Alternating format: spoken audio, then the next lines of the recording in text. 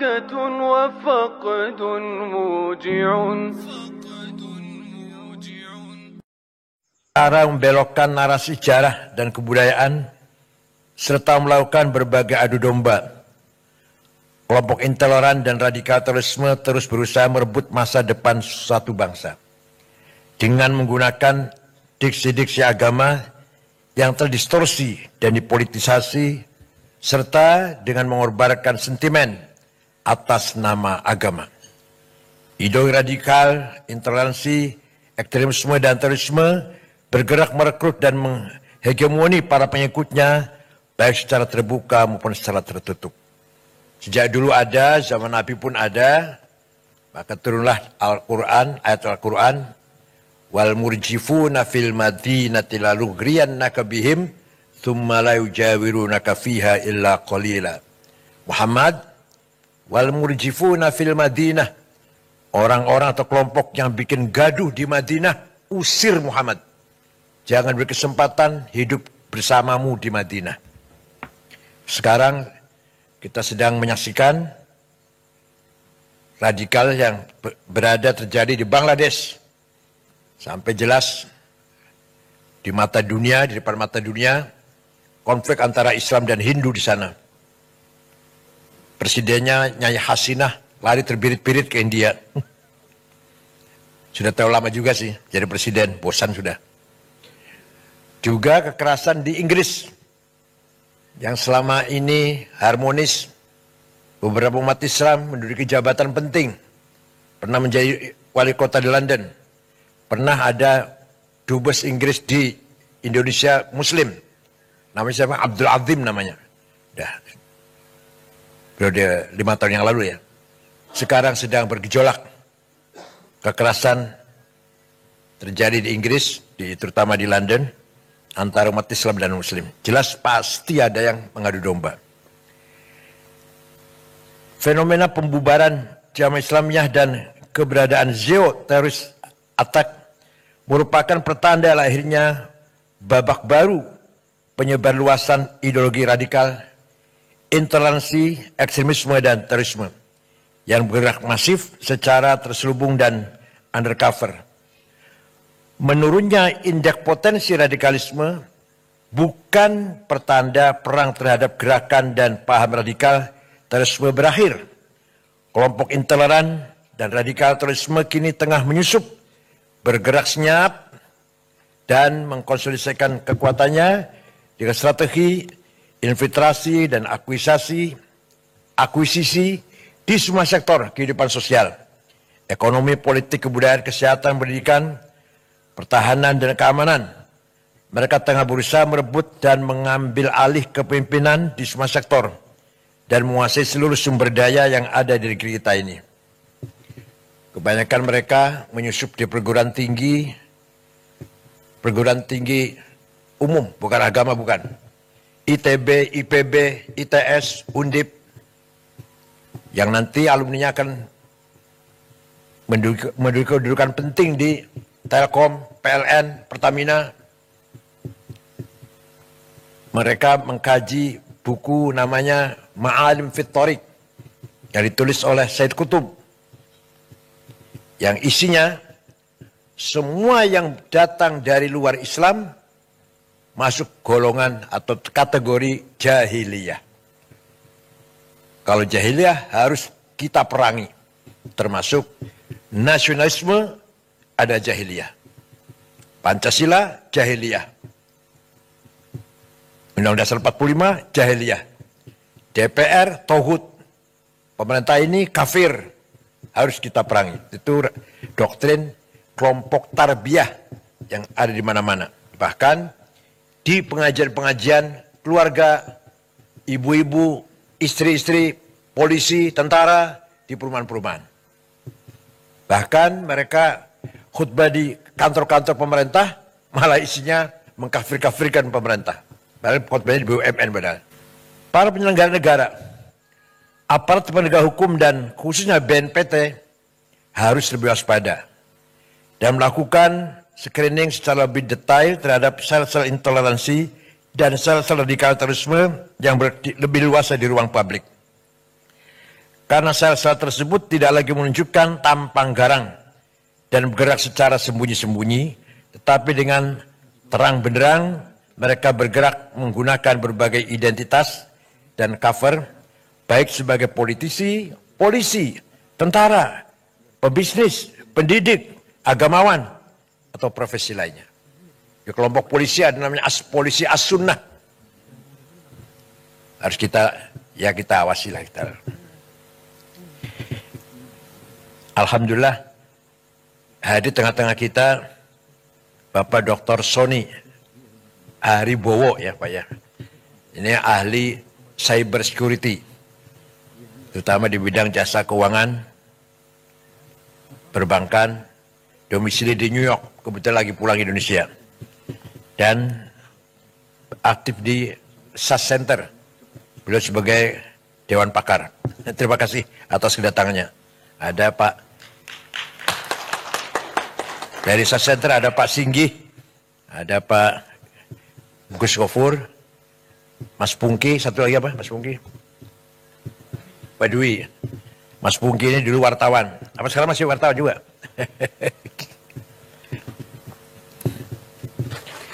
Tsunami digital dan lompatan teknologi yang masif menjadikan dunia semakin tanpa batas. Kecepatan informasi yang tidak mudah dibendung menjadi peluang bagi kelompok intoleran dan kelompok radikal terorisme untuk menyebarluaskan paham dan nilai-nilainya secara terbuka dan pengaruhi alam bawah sadar generasi digital.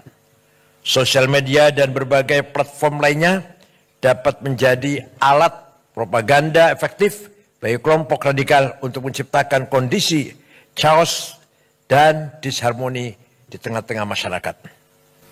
Maraknya cyber attack, serangan cyber, dan digital terrorism yang dibarengi dengan pressure terhadap imunitas ideologi warga bangsa Indonesia di tengah serbuan ideologi transnasional, bila dibiarkan dan tidak diantisipasi, berpotensi mampu meretakkan kedaulatan nasional bangsa Indonesia dan mengacaukan kesatuan dan persatuan Indonesia.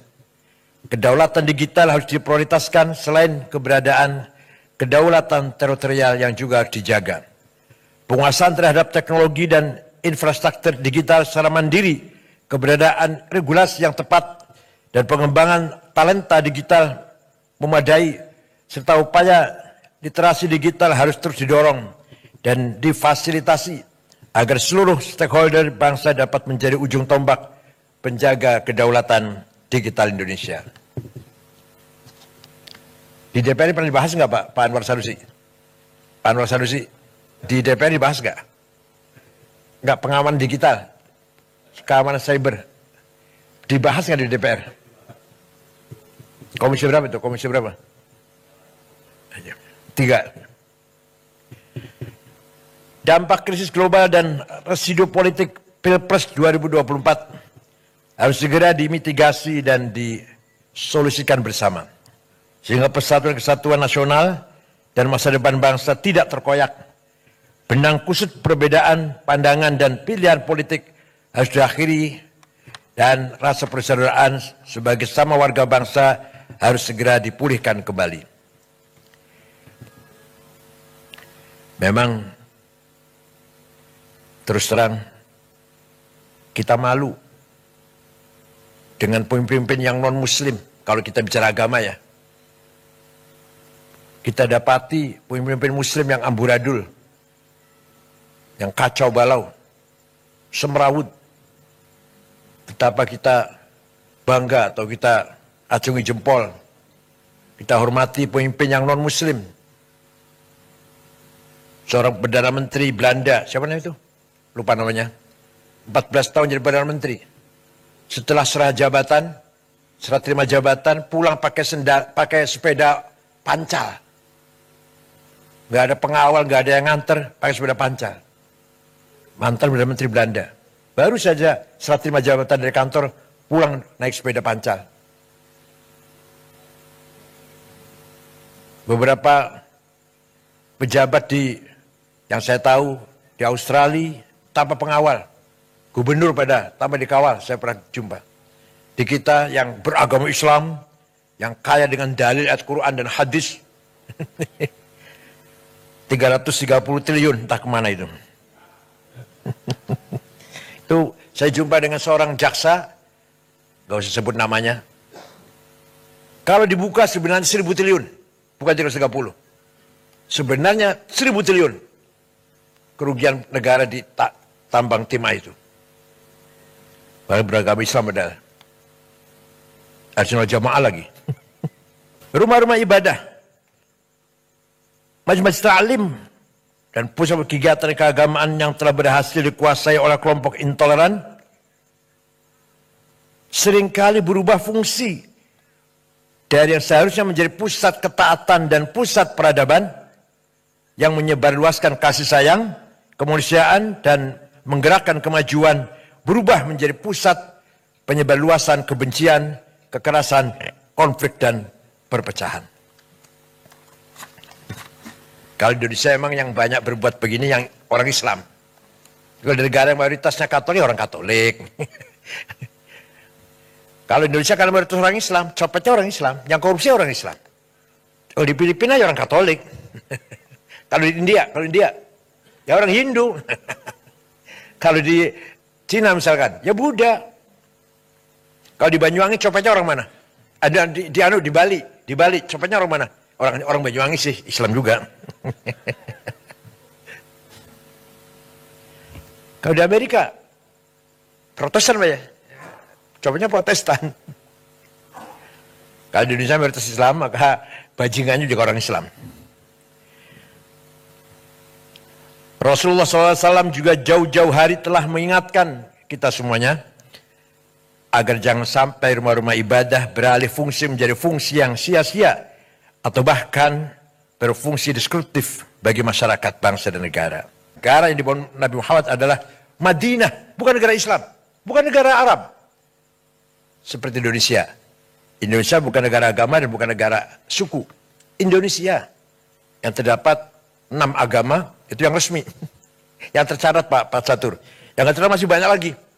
Agama kita ini. Indonesia bukan negara agama dan bukan negara suku. Indonesia yang terdapat 6 agama, itu yang resmi. Yang tercatat Pak Catur. Yang tercatat masih banyak lagi. Agama kita ini. Darmo Gandul, Gotoloco, Sambelun, Subud, Parpalin, Kaharingan, Kapitayan, Karuhunan, Sunda Wiwitan, Pedayakan. Waduh, masih banyak lagi agama, ada 200 barangkali tradisinya. Nyumun saya Jogja kata gitu. Di Jogja banyak, di Jawa Tengah. Yang formal, yang resmi aja 6 agama: Islam, Katolik, Kristen, Hindu, Buddha, Konghucu. Bukan negara agama Indonesia ini. Bukan negara suku, bukan negara Jawa, Sunda, Batak, Dayak, Madura, bukan. Indonesia yang di dalamnya ratusan suku. Berapa? 400 ya? Lebih suku ya? 400 lebih suku dan 1000 lebih bahasa yang harus kita jaga bersama. Kebinekaan harus kita jaga bersama. Nabi Muhammad ketika menerima tamu Kristen Najran dihormati, kemudian Nabi mengatakan, "Qul inna aw iyyakum la'ala hudan aw fi dhalalim mubin." Ayo kita duduk bersama, bincang-bincang, entah aku atau Anda yang benar. Coba. Gak mengatakan saya benar, kamu salah, goblok. Enggak gitu, enggak. Ini orang yang mengaku keturunannya ini, mulutnya kotor banget. Padahal ngakunya keturunannya Nabi Muhammad. Nabi dulu, mari kita duduk bersama, ayo kita bincang-bincang. Inna kami au iyakum atau Anda. Atau inna au iyakum, kami atau Anda. La'ala hudan, yang benar, au fi dhalalim bin, atau yang tidak benar. Ayo kita ngomong-ngomong. Kenapa kita umatnya amburadul, carut marut, gak karu-karuan. Terutama di Indonesia ini, yang jauh dari nilai-nilai akhlak Rasulullah SAW, bahkan yang mengaku keturunannya, mulutnya kotor, caci maki sana sini. Saya mengatakan, satu orang Habib yang bodoh, lebih mulia daripada 70 kiai orang Jawa. Itu kan ngomong gak benar itu. Habib walaupun zina, walaupun minum arak, pasti masuk surga. Ini. Walhasil mereka ini menganggap diri mereka super. Kiai-kiai Jawa ini yang bukan Habib di bawah mereka.